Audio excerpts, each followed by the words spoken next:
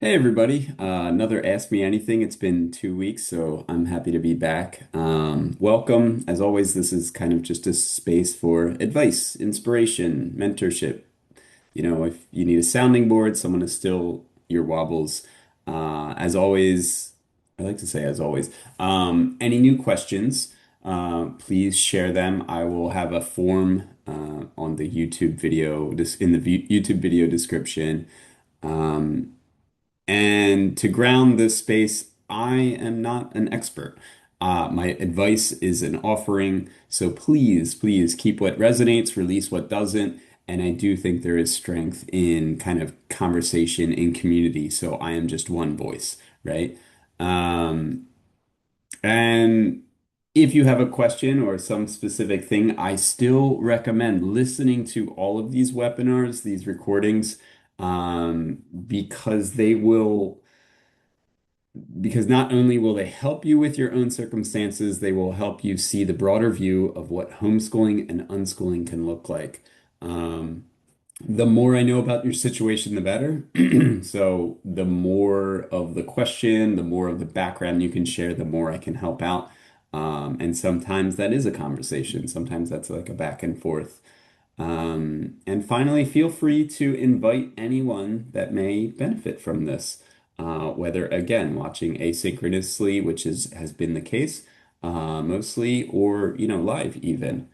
Um, all right, and so today we are going to talk about monotropism, and I think we'll get into structure slash deschooling.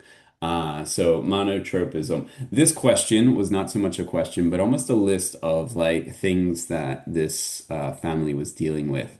And the list includes screens. It includes monotropism, which I will explain what it is, and the need for structure versus demand avoidance. Um, so interesting. It's an interesting world that I'm kind of seeing. Okay, where I can start with this topic, this set of topics, is that monotropism is definitely one thing that we're starting to explore in the Mosaic Collective. I know I keep mentioning it, I'm not pushing it, but if you're interested, check it out. We do have like a 60-day free trial to see if it's, something that that works for you. But the reason I keep saying Mosaic Collective is because it's where I'm active and it's where a lot of the community that I'm, asynchronously or live kind of interacting with virtually. So what's coming up is how to deal with overlapping and conflicting needs in the family. And it's very pertinent to what we're talking about here. Okay, so structure provides predictability and it reduces anxiety. I think that's generally true. Now, not everybody needs structure. I mean, I think like people with especially like ADHD might more so thrive on spontaneity. But depending on like overlapping, profiles and whatnot, there can be some conflicting things happening there. So structure provides predictability and reduces anxiety generally. Where and routine requests can trigger demand avoidance slash PDA. So, I mean, that in itself is a bit of an overlap. And one thing that's really interesting, again, you're saying demand avoidance, but I'm also just saying PDA as well because it adds an extra layer that even for a PDA that wants to do something and maybe even wants to do something um, regularly, it can create a schedule and almost a demand. No, and a demand basically. So that even like let's say that I have PDA and I like reading books and I, just set this goal of, reading a chapter every night. But then I might get to a point where I'm like, oh, I don't, that's a demand. And so once it's a demand, it's not just like a turn off, it's actually a nervous system activation where you want to do it because you enjoy it. Um, but then you can't literally can't do it. And I think the more that I read about this, the more that I understand. Eliza Fricker with her book Can't Not Won't is I think that phrase is really good. It's can't do something, not won't do something. And it's not always can't forever. It might be can't for now or can't until my nervous system kind of relaxes. And that might be like 10 seconds while I go dilly-dally somewhere else and regain control. Or it might be like, hey, I'm not touching that again for 5 years, or I don't know, forever, whatever. Um, so yeah, that's tricky. Um, I think this issue is another like let's take a deep breath kind of an issue. So why don't we do that? I recognize how hard this can be for a family. Um, let's jump into monotropism. And I think I understood this, but I wanted to be very clear about what this is. Monotropism is hyperfocus. It's harder to stop or start tasks. It's almost like an inertia, right? And it leads to executive dysfunction. Like there's something that you want to be able to do or accomplish, or someone wants you to be able to accomplish this thing, but it's hard to stop it or to start it. And if you're in something already, then it's hard to stop that to start something else. Yeah, inertia, kind of like you're stuck where you are or with whatever path you're on, whether that's stop or like 100% going into something. Um, and I think monotropism is largely connected to autism, but I wouldn't necessarily say exclusively autism. Um, yeah, maybe that's a completely different conversation. But in terms of monotropism, what are the strengths? The strengths are that it's really easy to get into a flow state, especially with that hyper focus.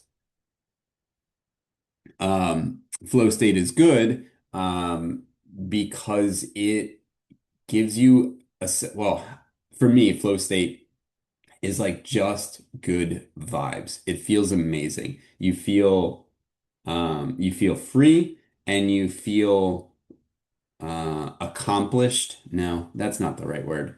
It's almost like I think one way that I've heard like Blake Boles describe some of this is hard fun.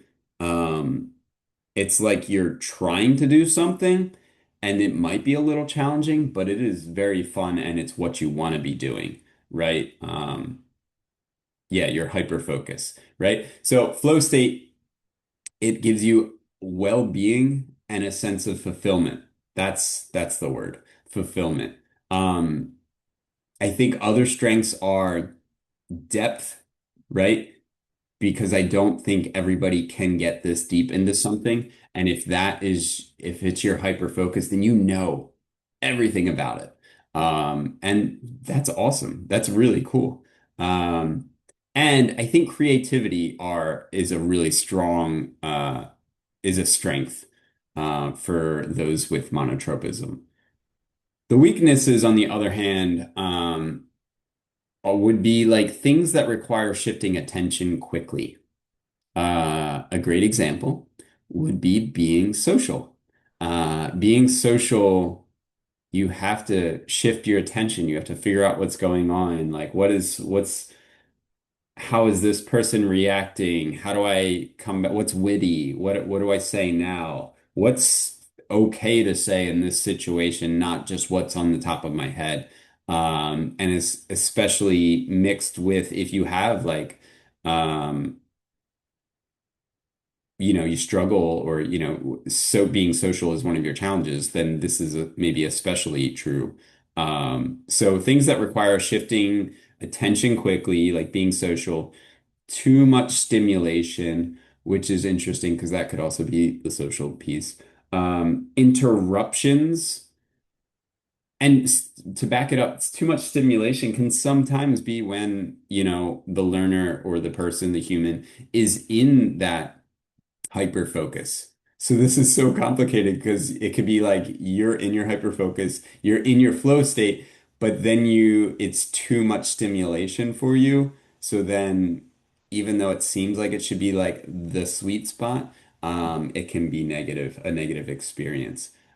Interruptions, so you're in your flow state for an hour, 2 hours, and your mom says, "Hey, it's time to eat," or something like that.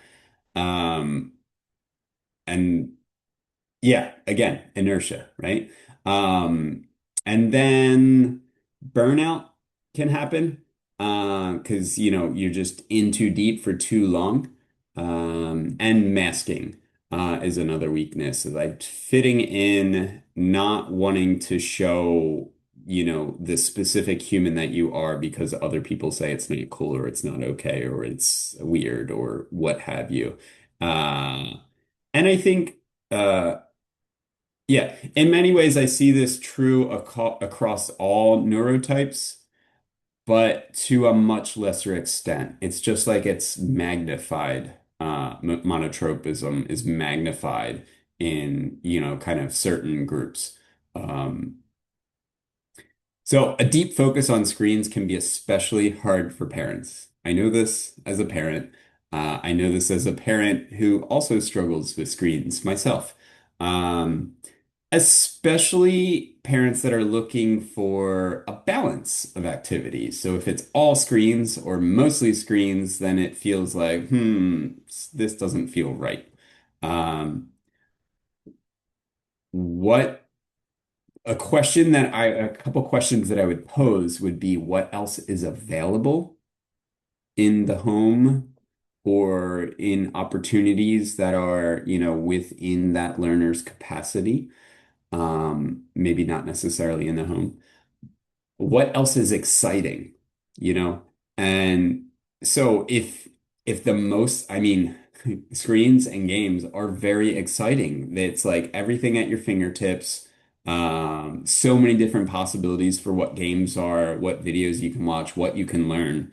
Um, and I do think all of it's learning, but that doesn't necessarily mean that parents prioritize that learning over a different learning. I'm not going to say whether one is good or bad.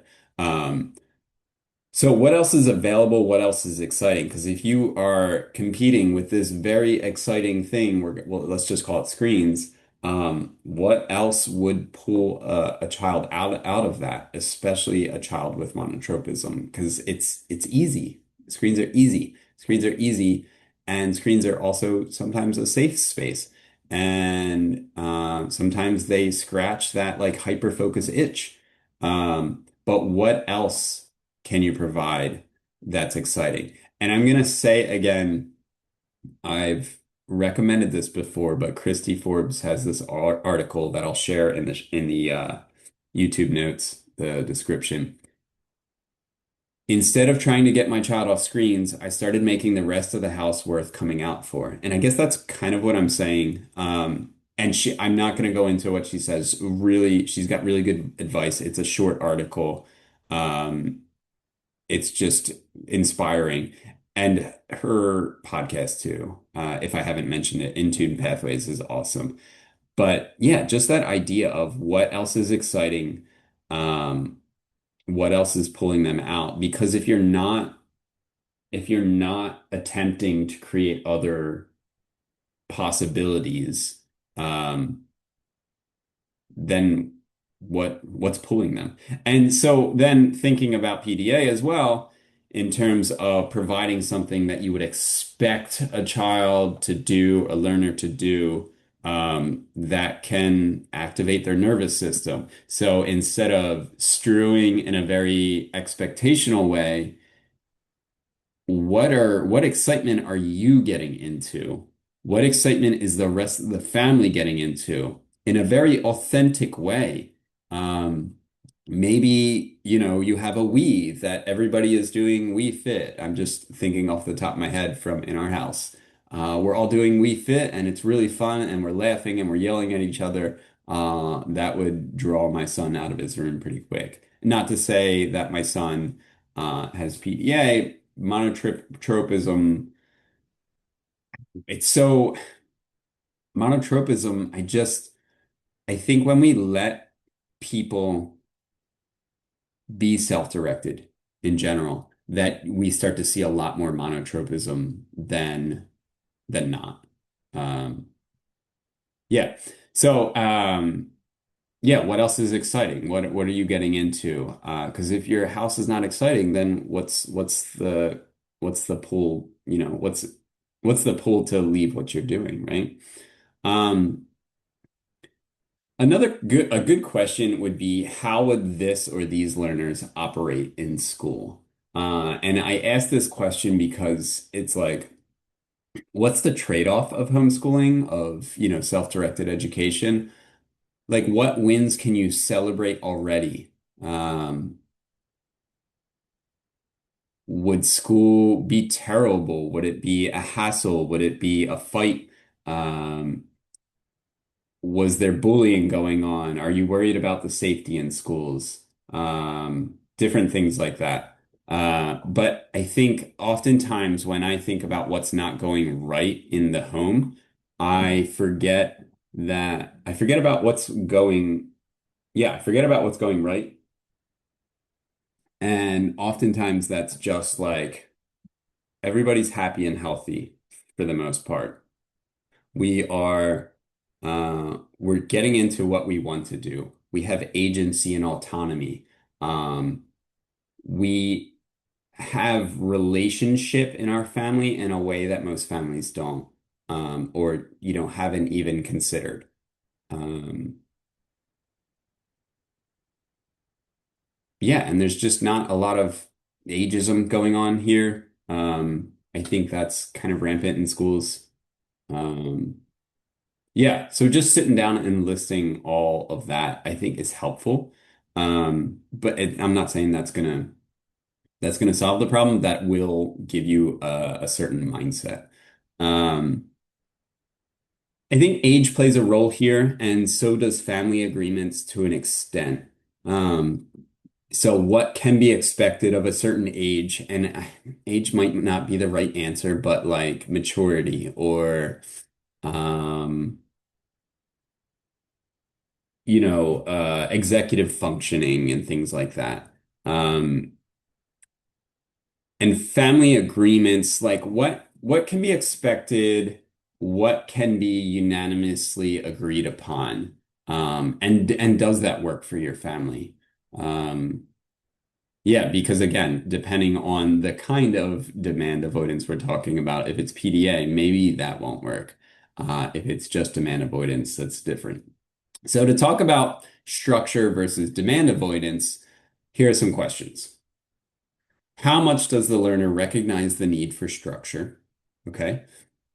This is not just the parent, right? This is the learner as well. So that conversation can be helpful in seeing what the young person prioritizes in their life and to kind of establish a baseline of understanding, right? So how much does the learner recognize the need for structure? If at all, can the learner design and implement the structure? Again, going back to like what can be expected.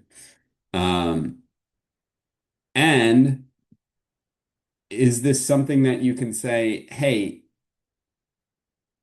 whether it's I'm relying on the learner or I'm relying on my young person or we're relying on agreement, can you reach this good enough for now, safe enough to try idea that can always be corrected in the future or tweaked a little bit?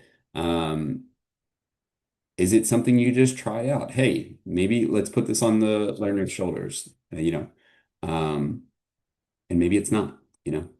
Are there friends or a community that have similar challenges? Because it can open up a dialogue not based on self. The dialogue based on self can be like hyper focused. It can put someone under a microscope. Again, depending on the child, it can activate the nervous system. But if you can talk about another family or hear from another family or a community, sometimes this, yeah, opens up the conversation. What is the fallout when all of these go wrong? So I think like thinking about the trade-offs, um, to kind of catalog this, and I think this is part of the conversation as well. If you can have that conversation uh, in a family meeting, working towards a family agreement, maybe that's best case scenario. So what is the fallout? Is it loss of interoception? And that interoception, I love this word, but it's like the recognition of body cues, like forgetting to eat, forgetting to go to the bathroom, not recognizing that you're hungry or thirsty. Um, yeah, and this crosses a bunch of different neurodivergences. I think ADHD is definitely here as well. Um, Overstimulation, burnout, rage or tantrums. Um, I think I think I heard recently that tantrum, I can't remember if tantrum is the wrong word to use. Feel free to leave a comment if there is that another word that you know of. Um, Disconnection from others or self. And again, how much does the adult or adults, how much do they identify these versus how much does the young person identify these? Um, I don't think there is, I wish there was, as maybe as with most things that we talk about, I don't think there's like a right way, especially not for all families. Um, and I think dogmatically the answer is trust the process. And I don't think that's the answer almost ever. Um, it's like, well, if you're not enjoying unschooling, you're doing it wrong or something. And I think that's just trash. Um, I think there is a lot of uncertainty in unschooling that slowly diminishes over time. And when you build trust and when you see the outcomes, that those wobbles start to disappear little by little. But I have seen families that have gone screen free over intense fallout, burnout from this type of thing, like screens, monotropism. And for the sake of the family, relationally, this is what needed to be done. So I am not of the persuasion that, screen, you know, don't coerce screens, like don't coerce no coercion in terms of screen time. Like you just allow all screen time. I don't agree with that. Um, as a universal rule. Maybe it works for some families, maybe it's terrible for others. Um, but as always, as a parent, kind of question your motivations, question where you're coming from as well. So that's monotropism, screens, need for structure versus demand avoidance. I'm interested what other people have to say. If they have a similar experience, feel free to email, feel free to send me a comment on YouTube, um, because I think that is some of the beauty of having a community around these ideas. Um, let's see. Yeah, so I have one more that I'll jump into. How do I get structure back into our daily life? How can I tell when my child, 6 years old, is ready to move on from deschooling? Will I be stuck for life at home? What does deschooling look like? So that's my first question. For me, for when I talk about deschooling, it's largely for the parents and it's for life. Often for young people, it's a period of healing from burnout and disconnection from self, in my understanding. Yeah. It sounds like for you, it's a deep funk of your young person vegging out at home. It also sounds like for you, at least, structure is in getting out regularly. So kind of defining these things is helpful. Uh, will it start looking different with seasonal change? What more might your young person need? Do they need quiet cuddles? Do they need sitting together? Do they need music in the background? Do they need hearing more about you or from you? There are pretty interesting card sets that ask family questions and values that can open up these conversations if you kind of don't know where to start. Um, Again, as long as it feels authentic for you, if you feel like you want to share or, yeah, authentic, meaningful, right? Not just really forced and like, this is going to be the thing that gets my child out of the funk that they're going through right now. Okay, another question. What is your 6-year-old recovering from? Right? Because I think deschooling is a recovery in some sense, especially when I'm talking about younger people. Um, In what ways are you providing a better environment for them now? Is this a safe place for them? Um, yeah, are they recalibrating? And in what ways, if any, so far, are you more connected versus what you were doing before? So again, I'm just guessing that your young person was at school or at a school environment and now they're not, and they just seem like they don't want to do anything, and you do, right? Um, so what can you celebrate now to ease your urgency for progress? Because I know, and again, I feel like in these conversations, I'm often going back to PDA, but PDA can have like deep burnout. Um, But what is going well? What can you celebrate that is compared to the previous, schooled environment or school environment, conventional school, to what is going on now? Where is the progress that you've already seen? And where can you kind of question your own urgency for making that progress right now? Okay. But that's not it. I promise there's more. What is giving you anxiety? Is it mostly the sheltered at home life that feels like a lack of progress? I know in terms of appearance's sake and visibility, that feels like, ugh, like we're not doing anything. It feels like, COVID lockdown, to an extent.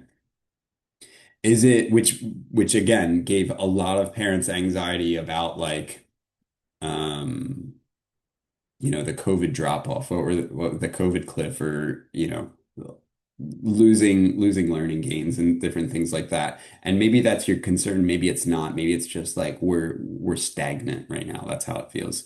Um, is it more about how you need to get out and be active and social? So what's good and helpful for one person is not necessarily good and helpful for another person. And this is true for even people in the same family, that maybe the parent is like uh, very social, very socially active and wants to get around and talk to people. And maybe they just need that once a week, once a month, to just remember who they are as a person. Like that deeply resonates with me. But maybe, yeah, yeah. So, how can you achieve that? How can you even microdose that? Is it maybe you're just going on a walk around the neighborhood saying hi to people? Are you hopping on a Zoom call with family members?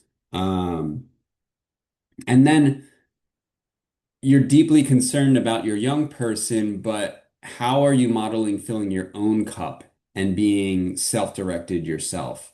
Um, because it's not like, right, think about strewing in general as as family members, as humans, as adults in this relationship, we can strew our own interest, and sometimes that connect with their interest, like there's that overlap. And that's magical, right? So the more chances that we can strew what we're interested in and it overlaps with what they're interested in, beautiful. Let's try and make that work and connect, right? But also just to say like, hey, I am very interested in these things, or I have to do this thing, and so I have to learn about it. And so my life is still going. I'm still doing these things. And that would be some of the excitement to to help pull a young person out of a funk, possibly, right? Um, is it the need to show off progress to a partner, to extended family, community, or even social media? And then I'm asking this without judgment. I'm asking this with complete curiosity because I have and still sometimes like that appearances that come up like, oh, how does my child appear in this way? Are we unprepared for life or unprepared in education, etc., compared to kids his age?